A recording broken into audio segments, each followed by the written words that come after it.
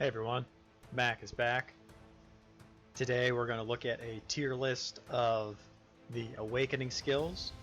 I'm going to put them together to see which ones are the best, which ones are kind of in the middle. I've eliminated a lot that aren't really valuable at all, or not valuable to kind of PvP in that respect. So let's get to it. So the first thing I want to say is here are the three of the big commanders at the top here. We're going to leave them there. They're the best of the best. You're going to pay to get them, so we're going to leave them there. We're going to start down here with this selection that I've made, and I'm going to talk about each one of them briefly, and then we'll put them into a tier. Try not to have this video drag on too long, but we want to get to each commanders because we want to figure out where they're going to be. So let's start with Selma first. And looking at Selma's skill, at the start of the battle, allied female commanders have an 80% chance to use their active skill one time directly, but the normal attacks of troops and the allied commanders belong to have a 30% chance of missing enemies in the first 5 seconds. So with that skill, they're basically saying that if it's a female-based, so if you have a female-based line, so it's very specific in that respect. If you have Selma in there, you're not having her by herself, you're having her with 4 other female commanders to get the maximum amount of damage and value out of this skill itself. Overall, the skill here that it procs off at the very beginning of the battle. If I saw a report where she actually did damage to the commanders that she proc did damage to the wall because the wall was so strong. So that might be a counter to this if you have a very strong wall. I'm not 100% sure if that's the case, but that's what it seemed like there. But she is I think that's a very good skill because you have a chance to proc, 4 out of 5 commanders, because that's 80% of the 5 is 4. So initially I'm gonna stick her in the B group because I think that's really good. Let's go to Hector now.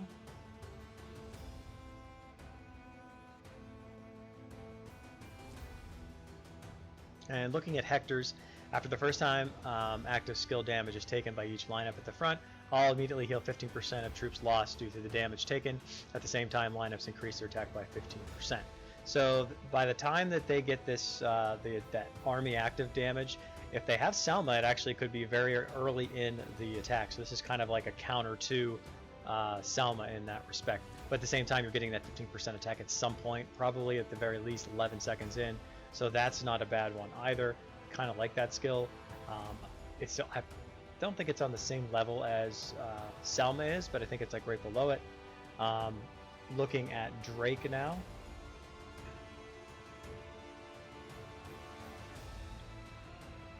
And this is about healing. Basically the very end here is what you want to know. It's because of the defense we really don't care about, but he heals 1% of the wounded lineup. So when Drake is healing like that, I don't think that's very good unless you're using it with someone else. So I'm probably going to put that in this D group right now for now. And then let's go to Lats.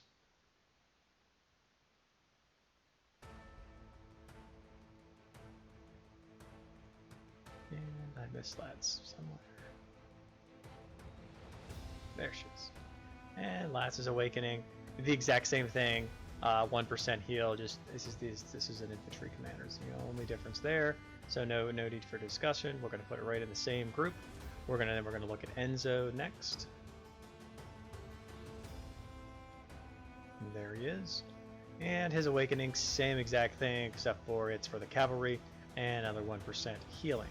So we're looking at these healing aspects here, and they're all going to go in that same bottom group. Now we're looking at Arya, which is a little peculiar.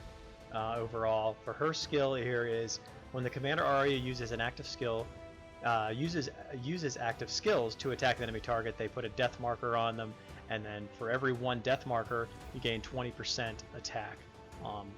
Her skill damage gains 20% attack. So that actually stacks up too. So every time that she does that, she has her active skill. So when she's 4 stars, of course, she's going to get that off 4 times. She'll get it off more times with Layla, because if she does get that procced as well, and plus she could also proc at the very beginning with Selma. So this can be really, really good if you combine those 3 together. That is that's a future video that I'm going to do about just certain lineups that are very good, that commanders that work really well together. So Arya is actually pretty good. I'm going to put her right here with that Selma tier, I think. I think she's a little bit above Hector. When it comes to Seg, I'm not even going to look at Seg's show his ability, because he just gives that extra attack at the first beginning of the battle, which isn't too bad, but isn't that great either. So like his ability overall is kind of not too great. I'm going to probably put him in the lower tier here in that respect. Let's go take a look at Julian.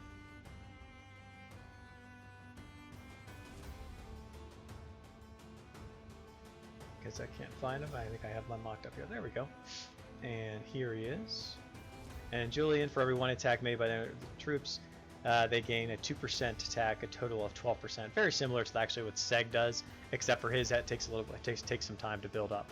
So really not that great. It's not a really great overall. So he's probably down in that bottom tier for his ability. And like I said, these are just awakening skills. That's all they really are.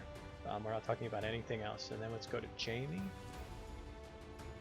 Jamie's skills. When allied lineups receive healing, the lineup's normal attack changes to a weakness attack for 4 seconds, and weakness attack status. So once they get in that status, attacks the enemy lineup with the most troops lost, so the weakest lineup. So they all basically converge in that one. It cannot miss. So there's no any other ability that can affect this, so it will make it miss. And then for every one weakness attack taken by target, they gain a 3% damage as well. So they get increased damage, plus they go for that weak one.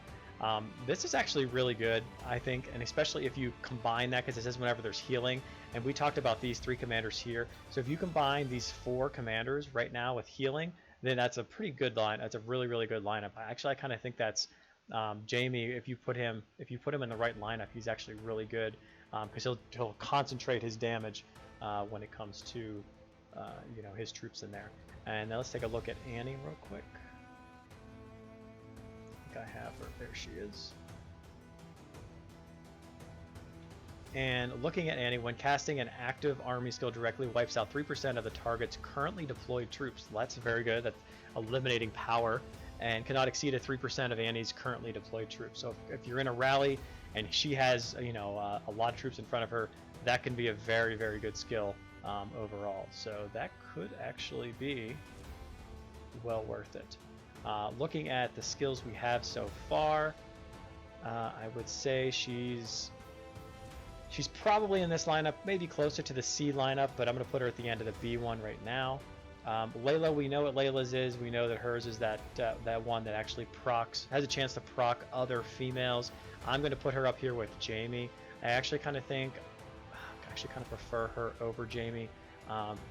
They're very close though. I mean, like I said, it depends on which lineup you're kind of running. If you're running a healing lineup, then obviously Jamie's way better, but that's kind of where we are there. And then we got these last 3, and we got Andrea first. She was down the bottom, wasn't she?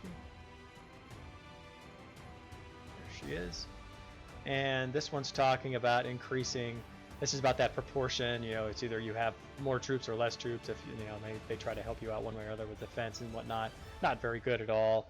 I actually think this is, since you're getting that, I actually think this is probably in the last tier. And I believe, if we look at it, I think Miranda is exactly the same, except for its spear. She's spear related. Yeah, 30%. Same exact thing. So Miranda's going to go down here too. And I threw Theon in here as well, because I just wanted to show you that his actual 4-star is good if you have a lot of troops in your castle. So if you have if you have the max in your castle, say 12 million, then this is, you're getting a 40% total attack if he's on your wall. So that's a really good skill to have. 40% total attack, just getting that from having him on your wall, if you're going to be like a rally tank or something. I think that's really good. That's a little bit more of a niche type thing, because it's very specific to you having those 12 million troops and having him 4 stars. But overall, I think he goes probably right around this Hector tier. I know I put a lot of commanders in here, and I'm talking about the best of the best, but you can kind of see, initially we thought Seg was just really, really OP, and his ability is not actually. It's kind of down there. And then Julian as well. We know that his, being a total attack commander, that was very nice to have all those, but his 4-star didn't really, make the cut, so to speak. The healers here are not on their own merit are not very good. You add them with Jamie, they're really good. Same thing with Layla. They take these 3 females with her. I kind of like that. Good formation. Throw in a third one like Lats or someone else, and you're looking at a really nice lineup as well. I hope this gives you an idea. Just if you have Peter Baelish, he's going to be one to be up there in the top as well with his ability. And then there's the other ones, if they have them in there, they're probably not even on this list at all. Or if they are, they're down here near the Z and F range as well. So until next time, Mac out.